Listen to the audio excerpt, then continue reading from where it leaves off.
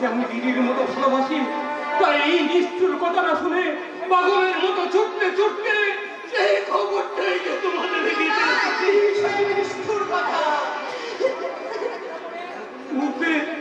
মুকুলের ভালোবাসাকে অপেক্ষা করে ধ্রুব আমার বিয়ে করেছে।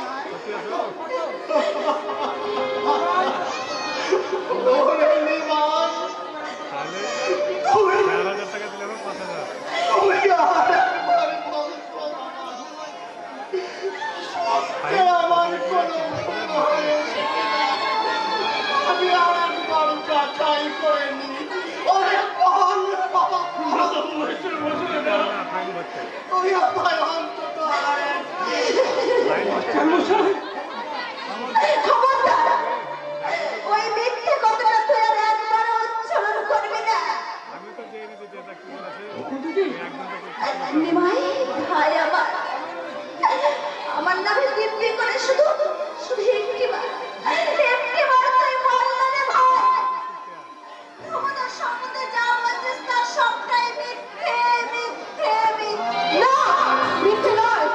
ওই ভুবনের নামে ওই মানুষটা তোকে ঠকিয়েছে রে চাপা। চাপা, তুইও এই কথা বলছিস?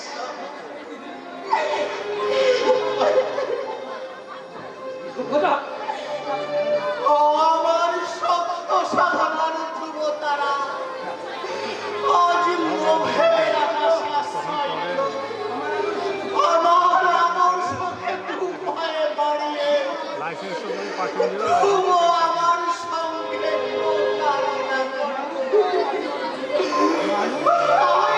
সদা আমি মানুষ করার কারিগর হয়ে আমার মানুষ চিনতে তোমার ভুল হলেও আমার কিন্তু মানুষ চিনতে এতটুকু ভুল হবে না বাবা। তাই তাই আমি আবারও বলছি বাবা, তোমাদের কখনোই আমার সঙ্গে প্রতারণা করতে পারে না বাবা।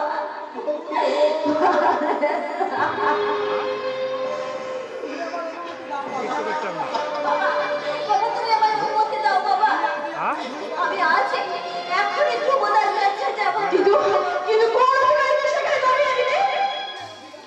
এই সিঁদুরের অধিকারে যাবো আমি।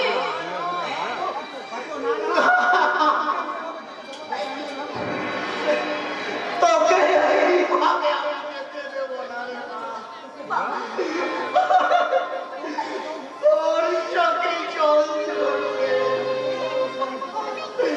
আমি যে মরেও শান্তি পাবো না রে মা।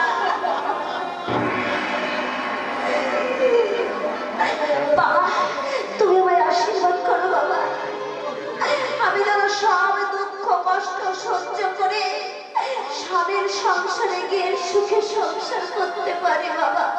তুমি আমাকে আশীর্বাদ।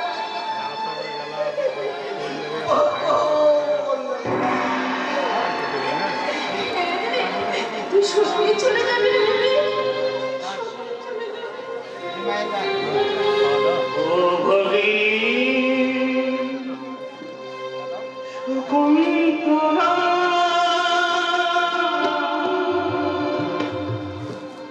অতি গৃহে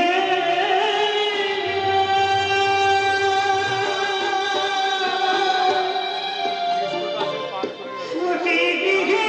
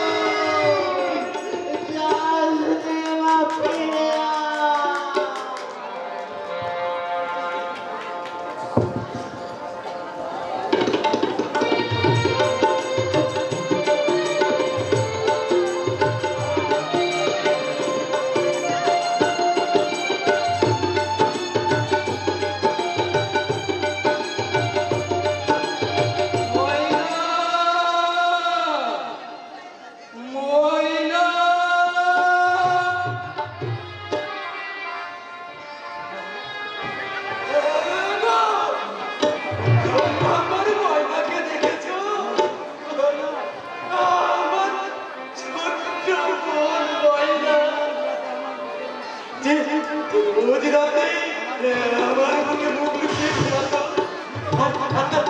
কচি কচি দুটি হাত আমার গলা জড়িয়ে বলতো, দাদা আমাদের মা কোথায় রে? কতদিন আমি মাকে দেখিনি। তখন আমি ওই আধার আকাশের দিকে আঙুল তুলে বলতাম, ওই যে তারাদের দেখতে পাচ্ছিস, ওই তারাদের মাঝে মিশে গিয়ে মা আমাদের কেমন মিটি মিটি হাসছে। তুই তুই তুই তুই দেখতে পাচ্ছিস না ময়না? আমার ময়না আকাশের দিকে অপলক চেয়ে থাকতো আর ঝরঝর করে কাঁদতো, আর ঝরঝর করে কাঁদতো। আবার কাঁদে না, তোর ময়নার বোল বিলকুল বন্ধ হয়ে গেছে।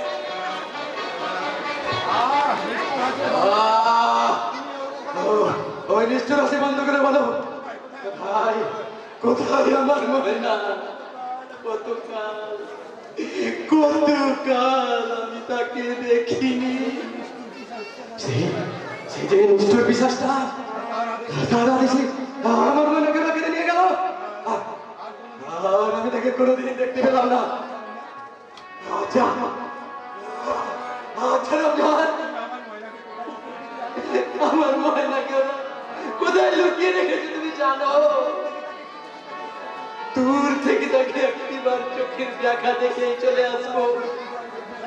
দয়া করে তুমি আমাকে সেখানে নিয়ে যাবে রমজান। আরে যাবি, কিন্তু ওখানে গিয়ে কোনো ফায়দাই হবে না, কারণ তুই তোর বোনকে আর চিনতেই পারবি না। আমার ময়নাকে আমি চিনতে পারবো না। আরে পারবি কেমন করে? তোর ময়না যে এখন ওই বস্তা বন্দির লাশ হয়ে গঙ্গার জলে ভাসছে।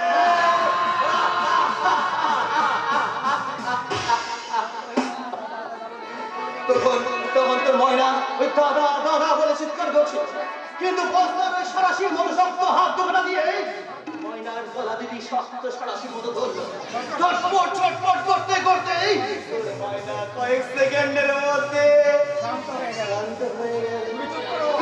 তুমি চুপ করো রমজান, তুমি চুপ করো আর বলো না।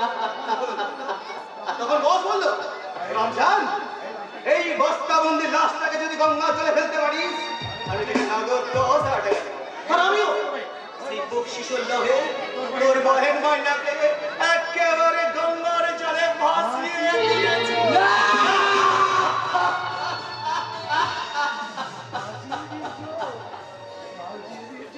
হাসিয়ে দিয়েছো, বেশ করেছো, বেশ করেছো।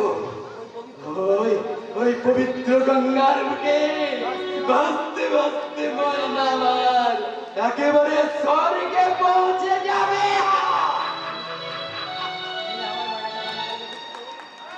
আচ্ছা রমজান, তুমি তুমি আমার ময়নাকে ভালো করে দেখেছো তো? আর বুঝি তার চোখে জল ধরে না?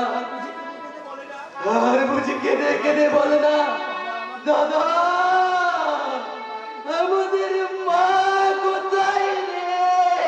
আমাদের মা কোথায়? পাগলা ওরে ময়না, আর তোকে মায়ের খোঁজ করতে হবে না। মায়ের মতো তুইও ওই আধার আকাশের বুকে এক রাস্তারাদের মাঝে মিশে গিয়ে মিটমিট করে হাসবি, আর আমি তোর দিকে চেয়ে চেয়ে বলবো, এ আমার ছোট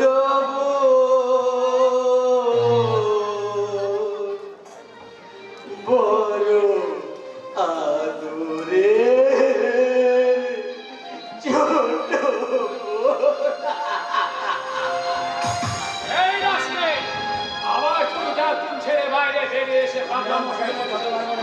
রমজান, তোকে না আমি কতবার বলেছি এই রাস্তাটা রুমের বাইরে এসে পাগলামো করলে তুই চাবুক মারলে রুমে পৌঁছবে। আমাকে কোনো প্রয়োজন নেই বস। চাবুকের কোনো প্রয়োজন নেই বস। ওর পাগলামো বন্ধ করতে আমার এই শক্ত হাত দুখানে যথেষ্ট। এই, এই বললা, চলে, চলে বলছে। আমি যাবো না, আমি আমার ময়নার কাছে যাবো। তোকে আর কষ্ট করে ময়নার কাছে যেতে হবে না। সময় হলে আমি তোকে ঠিক ওই তোর ময়নার কাছে পাঠিয়ে দেবো। রমজান, নিয়ে যাও ওকে। ডক্টর ওকে ইঞ্জেকশন দেওয়ার জন্য অপেক্ষা করছে। ওই ইঞ্জেকশন, ওই ইঞ্জেকশন দিলে আমার শরীরের মধ্যে আবদাহ করে জ্বলতে থাকে।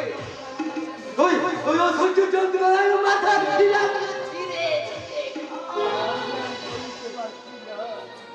আমি যে আর সইতে পারি না। ওই অসহ্য যন্ত্রণা আমি কিছুতে আরে পারবি কেমন করে? ও তো যে পিস ভরা আছে, পিস।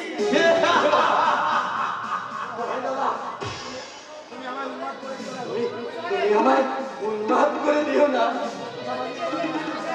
আমি সুস্থ স্বাভাবিক ভাবে বাঁচতে চাই। আমাকে তুমি বাঁচতে দাও দাদা, বাঁচতে দাও। এবারে কোন তোকে আমি সুস্থ স্বাভাবিকের মতো বাঁচতে পারি। তবে তুই যদি আমাকে আমার থেকে খুব সাহায্যের হাত বাড়িয়ে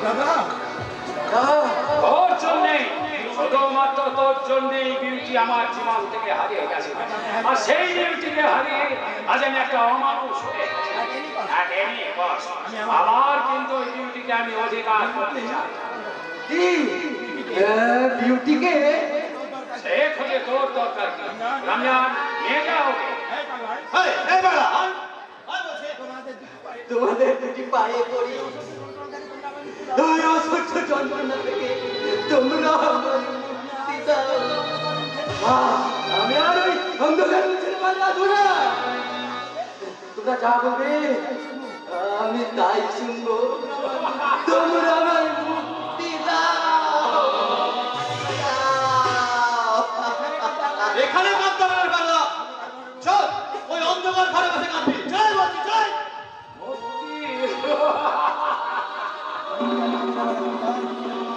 মুক্তি আমি তোকে দেবো রে কঙ্কন। আমার আকাঙ্ক্ষার খিদে মিটে ওই মৃত্যুর প্রতি হবে তোর আসল। কঙ্কন আমার বাবার রক্ষিতার ছেলে। এই বাবা মৃত্যুর আগে তার বিশাল সম্পত্তির অর্ধেক অংশ ওই কঙ্কনের নামে। আর এই কথা জানতে পেরে বিউটি আমার ভালোবাসাকে উপেক্ষা করে ওই গায়ের ছেলে মুখে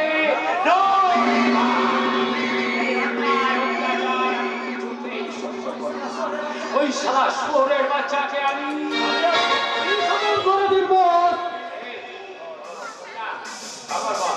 বাবা আচ্ছা রে বাপ, আমি ফাঁদ পাতলাম বটে, लेकिन দেখলাম কি আমি ফাঁদ পাতবার পেলে শালা মালটা दूसरा শিকারি চলে ধরা পড়ে গেল। আরে না না, বিউটি নাই, মালটার নাম হলো চাপা। Yes, boss! ওই মাকড়সার জালে শিকার যেমন আসতে পিছতে জড়িয়ে পড়ে, ঠিক তেমনি ওই শালা চাপা মালটা তার ভালোবাসার জালে জড়িয়ে পড়েছে। ওর প্রেমিকের পরিচয় তুই জানতে পেরেছিস? না বস, শুধু এইটুকু জানতে পেরেছি, সে হলো একজন আর্টিস্ট। হ্যাঁ বস, সেই বকুল চাপার গন্ধ ছাড়ানো সোনার গাঁ, সেই বকুল চাপার গন্ধ। তাই তো দেবতাকে মাতোয়ারা করতে আমি প্রবেশ করলাম ওই সোনার গায়ে। তারপর দেখলাম পদ্ম দিঘির কালো পানি কলসিকাকে করে নিয়ে বাহারি রং ছড়াতে ছড়াতে পথ চলতে শুরু করেছে আপনার খোয়ালের ভুল চাপা।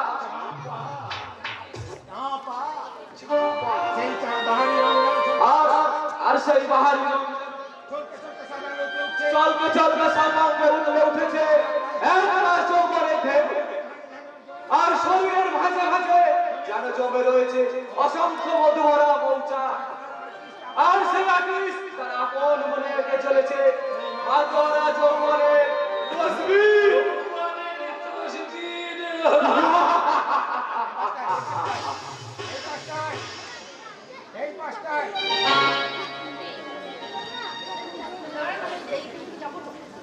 আসবে না?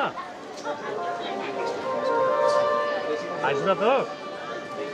মৃদু ছন্দে পা ফেলে চলেছে ঠিক আছে। সোনার গায়ের সোনার মেয়ে চাপা।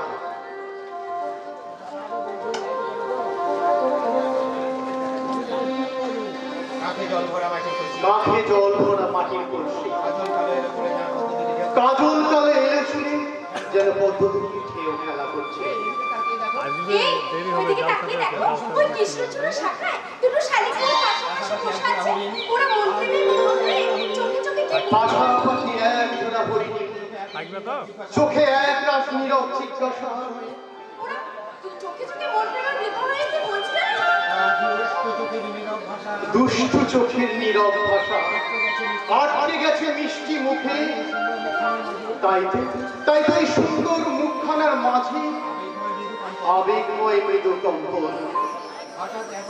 হঠাৎ এক অনিবার্য কারণবশত দু চোখের তারায় ঘনীভূত হয় অভিমানের ঘূর্ণিঝড়।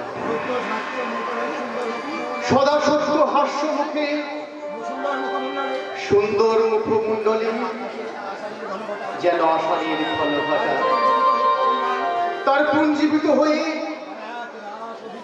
এক রাস অভিযোগ হয়ে বলছে, এই যে মশাই, উনি আপনার কথাগুলো কি কানে যাচ্ছে না? আমার স্কেচটা একটু ফিনিশ করতে দাও। কি বললে? লক্ষ্মী মেয়ের মতো ঠিক এইভাবে এক মিনিট তুমি দাঁড়িয়ে থাকো। এইভাবে দুষ্টুমি ভরা চোখে তুমি আমার দিকে তাকাও। রাগে অভিমানে সেই সুন্দর মুখখানা আরো কত সুন্দর হয়ে ওঠে তার ছবি আমি এঁকে নিই। কেন তুমি বারবার আমার ছবি আঁকা বন্ধ করে রাখছো না? তোমার ছবি আঁকতে যে আমার বড্ড ভালো লাগে। বুঝতে পারছো না? তোমার সৃষ্টি তোমার সৃষ্টি সে অন্তরে নীরব ভাষা। বিশেষ ভাষা। বলো চাপা, বলো চাপা। কিছু কিছু কথা মুখে বলা যায় না, বলি বলি করে তো বলা হয় না। কিছু কিছু কথা মুখে বলা যায় না, বলি বলি করে তো বলা হয় না। দিদি আমি করিনি মনে কাছে পড়িনি, তুমি যে আমার শুধু আমারই, আমারই মনের কথা কেন বোঝো না? কিছু কিছু কথা বলা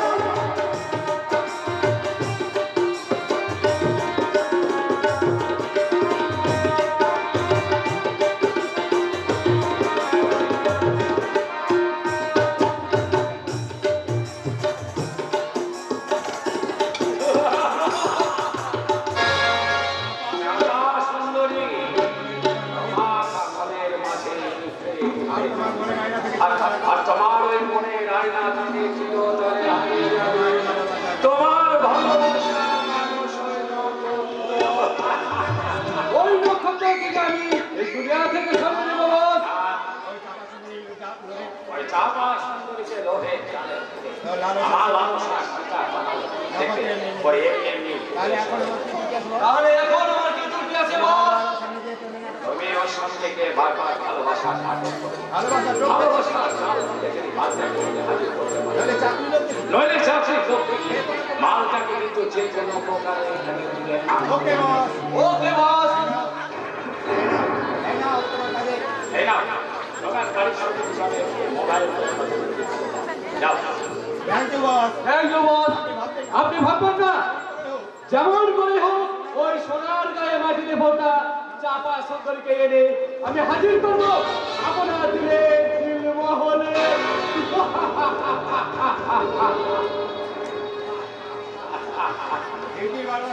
ওই বিউটির ভালোবাসা যে আগে তার ভালোবাসা চাই, তাই এখন আর ভালোবাসা ভালোবাসা নয়। এবার থেকে আমি ওই চাপা সুন্দরী যৌবন তারপর চাপাকে আমি আমার ফিরিয়ে দেব ওই সব জনকুবেরের মাঝে। ওরা প্রেমের সুবাসে মাতাল হয়ে তুলে দেবে আমার হাতে বোঝা বোঝা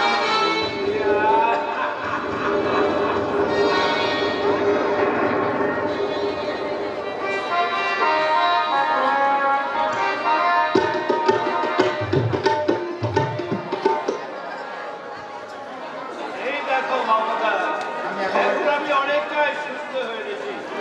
বুকের মাঝে সেই যন্ত্রণা কোথায় যেন বেরিয়ে গেছে। কথা বলতে আর আমার কোনো কষ্ট হয় না। তবু ডাক্তার বলেছেন তোমার বেশি কথা বলা চলবে না। তোরা অযথায় ভয় পাচ্ছ মমতা, দেখে নিও আর আমার কিচ্ছু হবে না। ভগবান আমার একটু আমায় একাত্রা বাঁচিয়ে দিচ্ছে। জানো মমতা, আমি জানতাম শুভ কখনোই আমাকে নিরাশ করবে না। শুভ যে আমাদের বহু সাধনার সম্পদ, আমাদের স্বপ্নের আকাশে একমাত্র ধ্রুবতারা। তুমি বেড়াতে তুমি ভীষণ খুশি হয়েছো তাই না গো? খুশি নয় মমতা, এই যেন আমার জীবনের পরম সান্ত্বনা। মৃত্যুর পূর্বে পিতার কর্তব্যে অন্তত একটা পালন করতে পেরেছি। তাই তো মৃত্যুর জন্য আর আমার কোনো কষ্ট ছি, হয় না মমতা। অমর আর কথা নেই গো। নেবো না মমতা, নেবো না। এত সহজে আমি মরবো না। আমার সুখা ভালোবাসার বন্ধন চিহ্নিত করে ওই সম্রাট তোমার কাছ থেকে আমাকে কেড়ে নিতে পারবে না মমতা। তাই যেন হয় গো, তাই যেন হয়। আমি ঈশ্বরের কাছে দিন রাত এই প্রার্থনা করি আমি যেন শ্রীমন্তের সিঁদুর নিয়েই অক্ষয় স্বর্গ লাভ করতে পারি। হায় বললে কি হয় মমতা, এই জীবনের রঙ্গমঞ্চে যে আগে প্রবেশ করেছে প্রস্থানের পথটা যে তার জন্যই খোলা থাকে মমতা। ওই সব কথা থাক, এবার বিশ্রাম নেবে চলো তো। আর ধ্রুব পুরুষ হচ্ছে ও যখন এসে শুনবে যে এত রাত পর্যন্ত না ঘুমিয়ে তুমি জেগে আছো, তাহলে সে হয়তো এসে বলবে দেখি দেখি বাবা, এই অসুস্থ শরীর নিয়ে এখনো আপনি এত রাত পর্যন্ত জেগে বসে আছেন। এই অসুস্থ কোথায় থাকো, এখন তো আমি পুরোপুরি সুস্থ। মনের দিক থেকে আপনি সম্পূর্ণ সুস্থ হলেও শরীরের দিক থেকে আপনি কিন্তু সম্পূর্ণ সুস্থ নন বাবা। তাই বলছি ছেলে মানুষই না করে বেশার নিয়ে চলুন। মা, তুমি বাবাকে নিয়ে উপরে যাও, আমি তোমাদের বৌমাকে পাঠিয়ে দিচ্ছি। আজ তোদের পুরুষ হচ্ছে তোদের দুজনের প্রতি দুজনে আজ কর্তব্য, আর সেই কর্তব্য পালন না করলে স্বামী স্ত্রী কখনো আদর্শ স্বামী স্ত্রী হতে পারে না। তোর বাবার জন্য ভাবিস না বাবা, তুই যা বাবা, তুই যা, আমি তো আছি। বৌমা হয়তো এতক্ষণ তোর জন্য অপেক্ষা করে বসে আছে। বেশ, তবে তাই হোক। তোমাদের আশীর্বাদ পাত্রে করে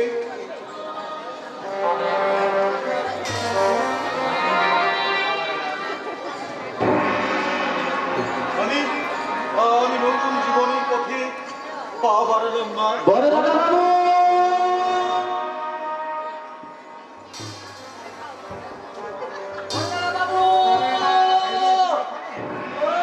তুমি এখানে আর আমি তোমাকে সারা বাড়ি ধন্য হয়ে খুঁজছি।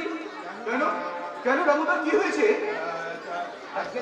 আজকে দিনে তোমাকেই যে বেশি প্রয়োজন বাংলা বাবু। আত্মীয় স্বজন বন্ধু বান্ধব সবাই যে তোমাকেই খুঁজছে। এই তো কিছুক্ষণ আগে একটা বোন তোমার সঙ্গে দেখা করার জন্য, হ্যাঁ একেবারে চাঁদের মতো সিঁদুরে মুখ, চন্দনে ভোটার মুখ, স্মৃতিতে সিঁদুর, মাথায় ঘোমটা, যেন সাক্ষাৎ লক্ষ্মী পৃথিবী। আর কাদের বউ কিছু জেনেছিস? এত রাত্রি কে ধ্রুবর সঙ্গে দেখা করতে চায়? আরে কেমন করে জানবো কিন্তু মা? এই নিয়েই তো মেজ দাদা বাবু আর ছোট দাদা বাবুর মধ্যে খুব তর্ক। মেজ দাদা বাবু বলছে আমি বলছি এত রাত্রে এই অজ্ঞাত পরিচয়হীন মহিলার সঙ্গে দাদা দেখা হবে না? আরে এত মাথা গরম করছিস কেন? মেয়েটা কে, কোথা থেকে বা এসেছে?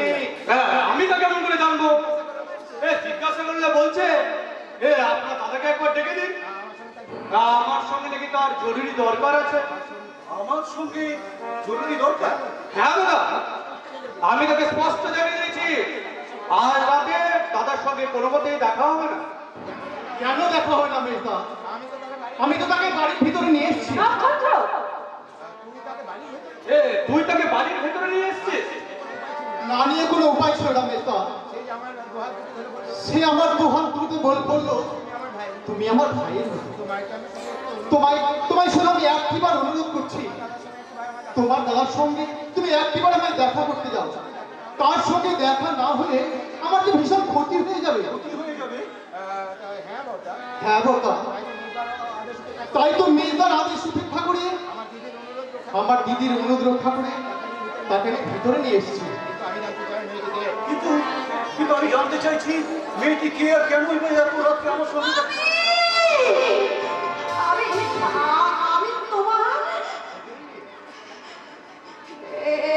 কি ভগবান,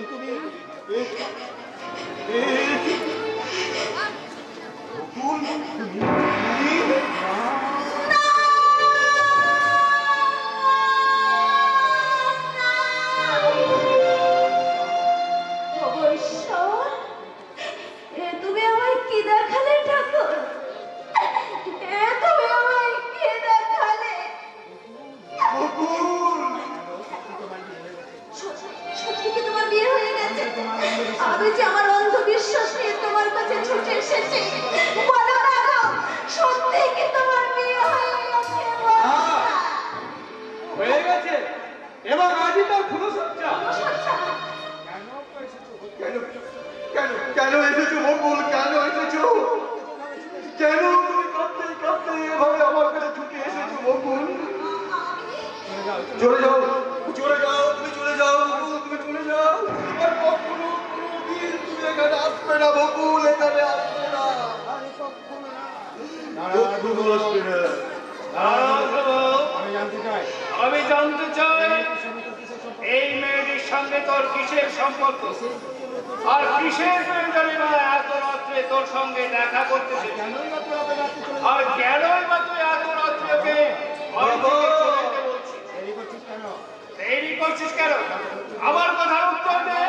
হ্যাঁ, বল ওর সাথে তোর কিসের সম্পর্ক? বলো দাদা বাবু বলো, ওই এমন লক্ষ্মী মিস্ত্রি মেয়েটি তোমার কে? আচ্ছা, একটা অজ্ঞাত পরিচয়হীনা মহিলা সম্পর্কে তোমাদের এত কৌতূহলের কারণ কি জানতে পারি? কারণ একটা নিশ্চয় আছে মেজদা, নইলে নইলে এই ভদ্র মহিলাই বা এত রাত্রে ছুটে আসবে কেন? বলো বলো বর্দা বলো, তুমি তুমি কি তাকে সত্যি চিনতে পারছো না? ওর সঙ্গে আমার মানে মানে ও আমার চাকরানী! হ্যাঁ গো বাবু মশাইরা, আমি হলাম চাকরানী। বাবু যখন আমাদের ওখানে থাকতেন, তখন আমি বাবুর সব কাজ করে দিতাম। চাকরানী যদি, তাহলে তোমার বিয়েতে তুমি এমন হাহাকার করে কেঁদে উঠেছিলে কেন? দুঃখে গো মা, দুঃখে। মা বলে কিন্তু কিন্তু দুঃখটা কি তোমার জানতে পারোনি? তোমাদের দুঃখের কাহিনী শুনতে শুনতে দাদার ফুলসজ্জা আর আনন্দটা একেবারে মাটি হয়ে যাবে। মানে মানে তুমি এবার কেটে বলো। এত রাত্রে উনি কোথায় যাবে? ও তাই তো, এই একা মেয়ে মানুষ এই রাত্রে বেরোলে তো বিপদে পড়তে পারে। ঠিকই কথা। এত রাত্রে একা মেয়ে মানুষ ও যাবেই বা কোথায়? তার চেয়ে বরং তুমি আজ রাতে এখানে থেকে কাল সকালে না হয়। বাবা, আমাকে আপনারা তাড়িয়ে দেবেন না। আমি যে অনেক আশা নিয়ে এখানে ছুটে এসেছি। হ্যাঁ গো বাবু, ওখানে আমি যেমন তোমার চাকরানি ছিলাম, এখানেও আজীবন আমি তোমার চাকরানি হয়ে থাকতে চাই। হয় বাছা, তুই বিবাহিতা, তোমার স্বামী সংসার সব হারিয়ে গেছে মা। আজ আমি একা, আজ আমি শুধু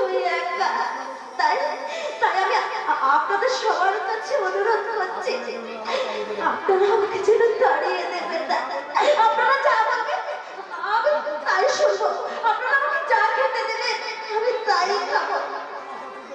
আমার মনে হয় এর মনে কোনো অসৎ উদ্দেশ্য আছে, আর সেই উদ্দেশ্য পূরণের জন্য এ বাড়িতে বিনা মাইনের চাকরি এসেছে, থাকতে এসেছে।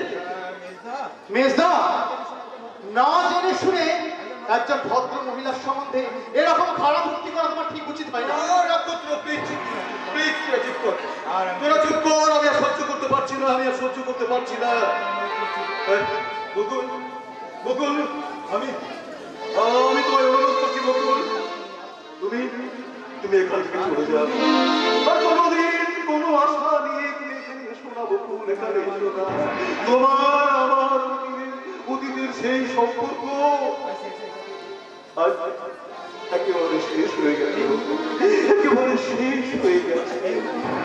এই মুহূর্তে তুমি এখান থেকে চলে যাও বকুল, তুমি এখান থেকে চলে যাও। চলে যেতে হবে না। আজ থেকে ওই বাড়ি আজ থেকে ও এই বাড়িতেই থাকবে। কিন্তু বাবা, কোনো কিন্তু নয়। আর ওর খাওয়ার জন্য যে টাকা খরচ হবে তা তোর মাইনে থেকে কাটা যাবে না। আর ওর উদ্দেশ্য সৎ কি অসৎ তার বিচার করব আমি। এই যে ভদ্র মহোদয়গণ, দয়া করে আপনাদের বিচার সভাটা ভঙ্গ করবেন কি? হ্যাঁ, আমি একটা চাকরিতে নিয়ে এসে এখন আপনারা সবাই মিলে যেভাবে বাড়াবাড়ি করছেন তাতে মনে হচ্ছে আপনাদের ছেলের বিয়ের চাইতে এই চাকরিতে পাওয়া আনন্দ আপনাদের কাছে বড় হয়ে দাঁড়িয়েছে। একটু আস্তে কথা বলো বৌমা। বাড়িতে আত্মীয় স্বজনরা রয়েছে, তারা সব শুনতে পাই পাবে তাতে আমার কি? বেউতে তুমি কি ভুলে গেছো যা যাকে ফুলসজ্জা, তোমার জন্য কি সারা রাত ফুলসজ্জার ঘরে আমাকে অপেক্ষা করতে থাকতে হবে? বৌমা, তুমি তোমার ঘরে যাও, শুভ একটু পরে না, যাচ্ছে। ধ্রুব এখনই আমার সঙ্গে যাবে। তুমি স্বামীর নাম উচ্চারণ করলে? কেন স্বামীর নাম মুখে আনলে কি মুখে প্রশ্ন করে যাবে? করে না বৌমা, কিন্তু স্বামীর নাম ধরে ডাকলে স্বামীকে অসম্মান করা হয়। তুমি কি জানো না মেয়েদের কাছে স্বামী হলো দেবতা? দেবতা? স্বামীকে দেবতা বলে ভাবে এইসব মূর্খ গায়া মেয়ের দল। আমার মতো উচ্চশিক্ষিতা শহরে মেয়ের কাছে স্বামী হলো বন্ধু।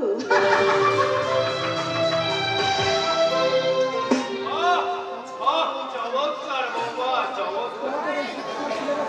তোমাদের এই শিক্ষার সিলেবাসের সঙ্গে সঙ্গে বোধহয় তোমাদের রুচি আর চরিত্রের সিলেবাসটাও পাল্টে ফেলেছে। তাই তো আজকের দিনের বিচারে তোমাদের এই স্বামীরা হয় বন্ধু, আর বৃদ্ধ শ্বশুর শাশুড়ি হয় চাকর আর চাকরানি। বাবা, ছাড়িস শুভ মৃত্যু শয্যায় শুয়ে আমি অনেক স্বপ্ন দেখতে হবে। আমার ধ্রুবর মেয়ে হবে, একটা সুন্দর বৌমা আসবে। আমার কথা রাখবে, ধ্রুব বিয়ে করলো ঠিকই, কিন্তু যাকে সে আনলো সে বৌমা নয়, সে বৌমা নয়, সে একটা ঠিক আমাদের এত বড় অপমান। সম্মান স্বেচ্ছায় পাওয়া যায় না বোমা, সেটা নিজেকে আদায় করে নিতে হয়। আশা করি সম্মান দেওয়া আর সম্মান নেওয়ার ব্যাপারে এবার থেকে যথেষ্ট সচেতন। এই যে মানে এই গ্রামে অপমান করার কারণটা কি? এই সবকিছু অনর্থর বলে এই চাকরিটা বন্ধু, আমি তোমার এক্ষুনি বলছি দাদা, তুমি এই চাকরিটাকে আজই এক্ষুনি বাড়ি থেকে দাঁড়াও, নইলে এই সংসারে অনেক অশান্তি ঝড় বইবে দাদা, অনেক অশান্তি ঝড় বইবে। তোমাকে আমি 10 মাস সময় দিয়ে গেলাম, এই 10 মাসের মধ্যে তুমি আমার রুমে নাইলে তোমার বাবার সাথের বৌমা সত্যিকারের বৌমা হয়ে ফেলতে পারবে। বর্দা, তুমি কি সত্যি চুপ করে থাকতে বর্দা? তুমি এর কোনো প্রতিবাদ করবে না বর্দা? তুমি প্রতিবাদের ভাষা আজ যেমন হারিয়ে গেছে রে অর্ঘ, কর্তব্যের ফাঁসে রুদ্ধ হয়ে গেছে বাবার বাক শক্তি। তাই তো আজ আর আমার এই বোবা মন না পাওয়ার অব্যক্ত বেদনায় শুধু ঢুকলে ঢুকলে কাঁদে রে অর্ঘ। নক্ষত্র শুধু ঢুকলে ঢুকলে কাঁদে। তুমি তোমার ফুলসজ্জার ঘরে যাও বাবু। তুমিও এই কথা বলছো বকুল?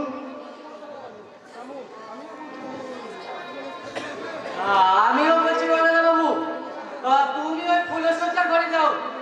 আর দেরি করলে বৌদ্ধমণি হয়তো রেগে যাবে, আবার হয়তো তোমাকে অপমান করে বসবে। তুমি আর দেরি করো না বর্ণনা বাবু, তুমি ফুলসজ্জার ঘরে যাও।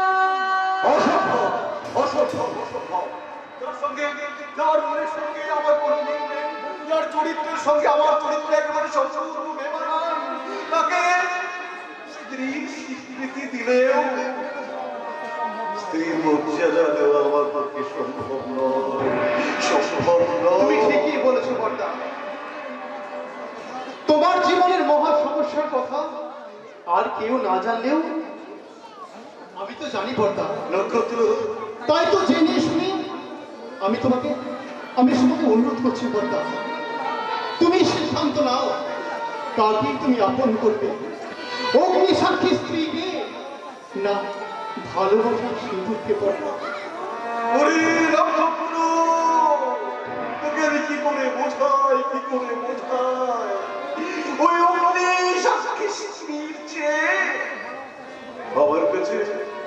আমার কাছে আমার ভালোবাসার সিঁদুরের মূল্যকে অনেক অনেক বেশি রে নক্ষত্র, বেশি।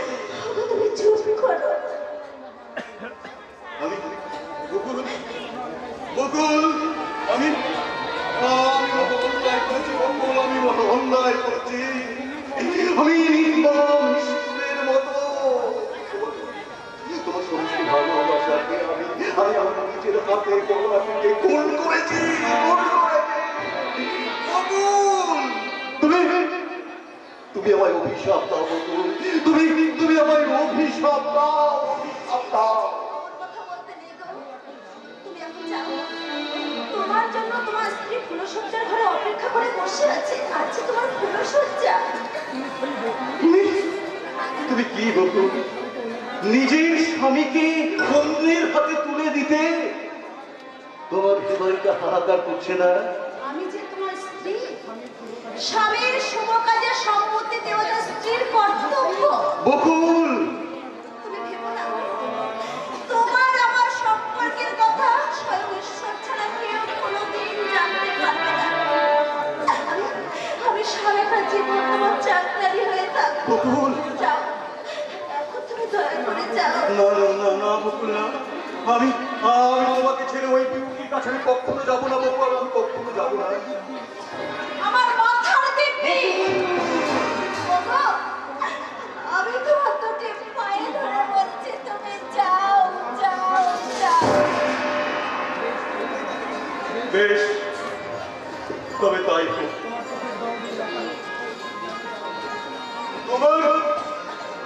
তোমার চোখের জল দিয়ে লেখা হোক আমার জীবনের নতুন ইতিহাস।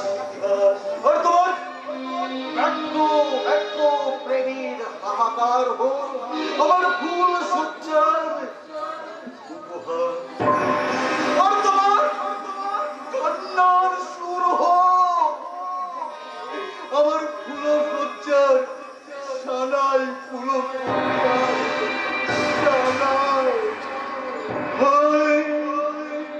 বাসর ভরা সেই